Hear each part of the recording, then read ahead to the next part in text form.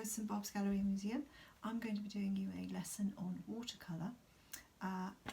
This is the last time you're going to see me because I've got much more exciting things to show you on the tabletop. But I'll briefly show you at the beginning that I'm just using what I keep as a teaching set of watercolours. 2 yellows, 2 reds, 2 blues and a burnt sienna. You need a lemony yellow, and then a more true egg yolky lemon. You need a bright red, like a pillbox red. I need a really crimsony red. And then you need 2 blues, one of them quite dark, phthalo blue or a Prussian blue, but I'm using a French ultramarine. This is cerulean blue, which is like a sort of more like a sky blue, and then burnt umber, burnt sienna, something dark like that, because we're going to be mixing our blacks, and that's all we're going to use.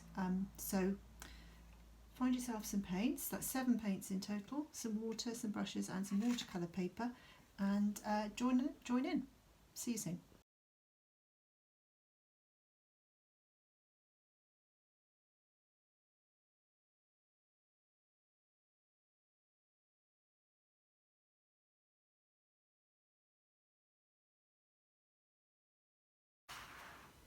I'm going to start the session off with a little bit of a warning. It's really tempting when you're using watercolour and water-based paints, here's my water in a jar here, to think about washing up at the end and using some fairy liquid or some sort of detergent. Please don't. What can happen is even a trace of detergent left in your brush or on your palette can turn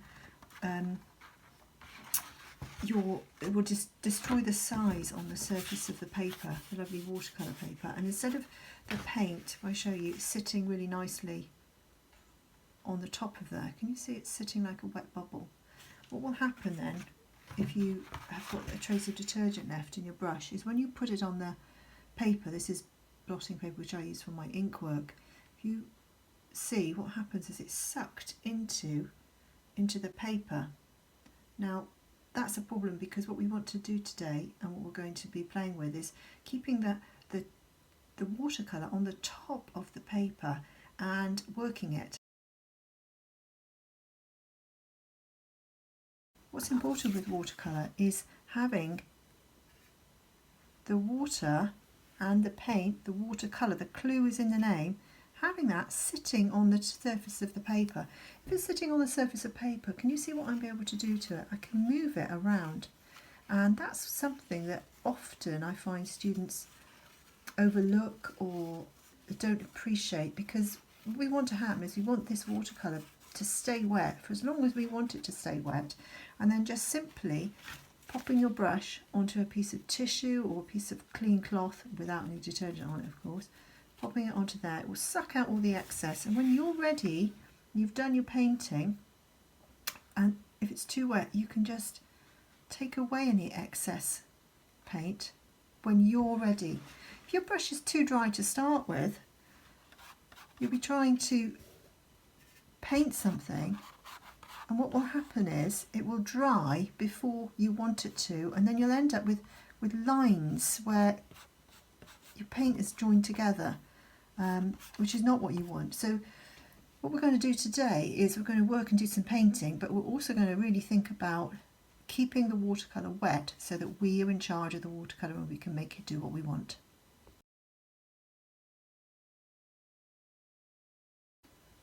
So let's take some seasonal inspiration. Lots of beautiful things, all sorts of colours at the moment. I'm going to hopefully just start off with a warm-up activity, which I hope you can watch and then have a go with at home. This is the traditional shape brush that you would probably get that comes with your watercolours. That's called a round. I prefer very often this sort of shape of brush, which is called a filbert. It's a little bit more pointy and it's certainly flat. Can you see that? This one here is my absolute favourite brush. So I'm going to use these and I'm going to mix up some paint. Doesn't have to be the correct colours to start with. Let's just see what happens. Remember, our aim today is going to be to use the wetness of the paint. Clues in the name, watercolour. So let's use the wetness of the paint. So I've got 2 colours here. And I've mixed up quite quickly. And then I'm going to take my one colour, the lighter blue. Let's check that it's still in shot. So imagine that I'm painting a leaf, but at the moment we're not getting too bogged down in the actual leaf itself. And then I'm going to clean my brush quite quickly. See how wet the paint is there, look. Really wet. And I pick up the other blue. I'm going to paint the remainder of the leaf.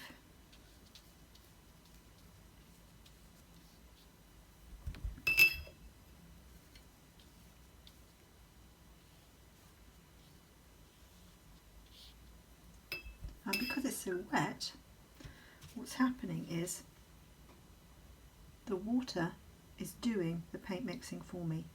It's joining the lighter blue with the darker blue. Just fill in my holes there. If I want some more light blue down here, I can do what they call dropping it in. I can just drop that into there. Can you see how the water is spreading it out, it's blending it in.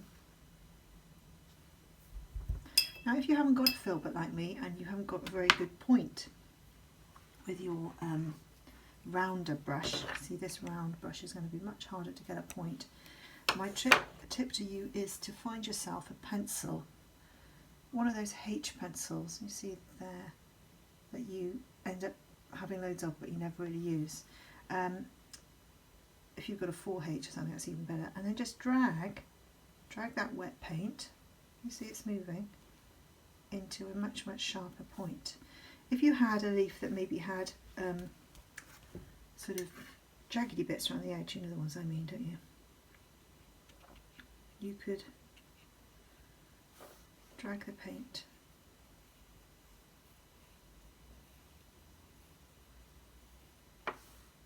okay, do you see what I mean?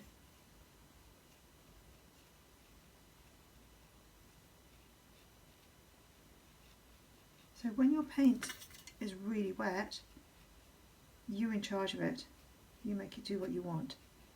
If you let that paint dry out, that's leading you. You want to give yourself as much time as possible because watercolour painting is without doubt one of the hardest painting mediums. It looks fairly safe and benign, doesn't it? That lovely little paint box. It's not. It's out to get you. This sort of wet pencil, or you could use a skewer or something as well, is really good also if you need a very fine line. You can just drag the paint. A bit of a wobbly hand there this morning. Drag the paint to make those smaller details. And hopefully, though it's in completely the wrong colour, you appreciate the concept. So now, like I said earlier, it's looking a little bit too wet for me. Oh, I'm sorry, a little bit too wet for me. So I'm going to just dry my brush, bit of tissue, and then that excess wet, so I'm going to lift that out because now I am ready for it to be a bit drier. Okay, I'm just going to leave that to dry.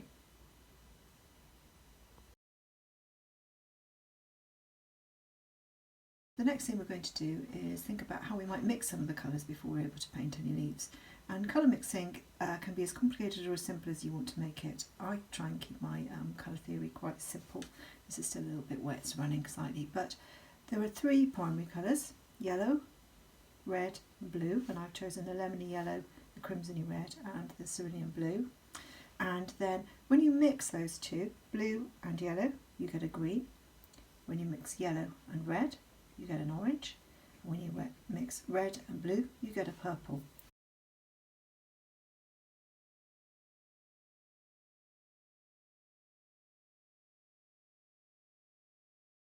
Obviously, if you use the different yellow and the different blue, you're going to get slightly different ones. So if you want an activity that's going to take you not too long, but it's really valuable, have a little play and make yourself a few different colour wheels. It's a really useful thing to do. Whether you choose to do that or not, what you need to know when you're going to be mixing up these lovely colours on the leaves that I've got just here, let's see if I can just give you another little reminder, fantastic colours. What you need to know is this little piece of colour theory information really. If you've got a purple that is too bright and you want to make it a bit less bright, you need to use the colour across the colour wheel. It's called its complementary colour, it's across there. So if you put yellow in with purple, it will be less bright. If you put purple in with yellow, it will be less bright. Rather like dirty yellow when you're using dirty paint to mix it up, less vibrant. If you want your green to be less vibrant, put some red in it. If you want your red to be less vibrant, put some green in it. And the same here. If you want your orange to be less bright, put some blue in it. If you want your blue to be less bright, put some orange in it. So you could also have a really useful session just playing around with those colours here, but we're on a sort of a bit of a tight schedule to fit in what we need to do. But the complementary colours are the ones across the colour wheel. If you make a colour wheel for yourself, just remember that it's only 6 segments that you're doing. I can't tell you how many people I've taught who get all jumbled up because they think they can make a circle and then cut it in half and cut it in half and cut it in half and cut it in half, and they end up with 8 pieces. Then you only need 6 different segments. Okay, so now what I suggest we do is we spend a bit of time, and I'm going to pop it back onto time lapse to do this, just exploring the colours, looking at the colours that we've got, how we might make them, and getting a bit of a sort of a bank, a library of colours, so we've got half a hope of remixing them. And that's why I suggest really strongly that you do what I've done and you take all the other colours out of your really big box of watercolours and you just stick with your 2 yellows, your 2 reds, your 2 blues and your burnt sienna or your burnt umber, because you've got more chance of being able to remix a colour that you've made if you haven't got a massive selection of colours to choose from. Okay, so see you in a time lapse where I do just a little bit of a colour mix, and then hopefully you can also have a try with that at home.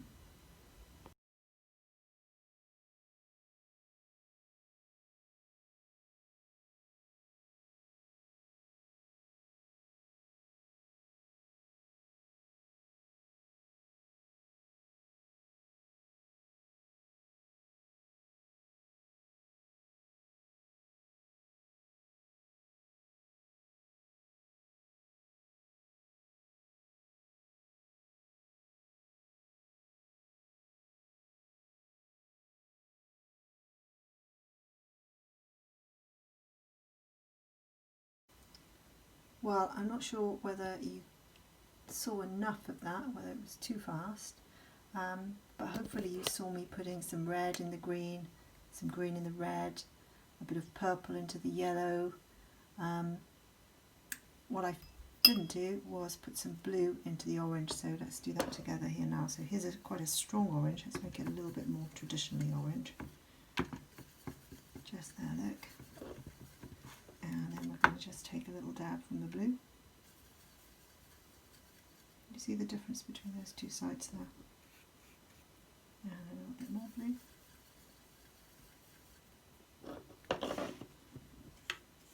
And a little bit more blue.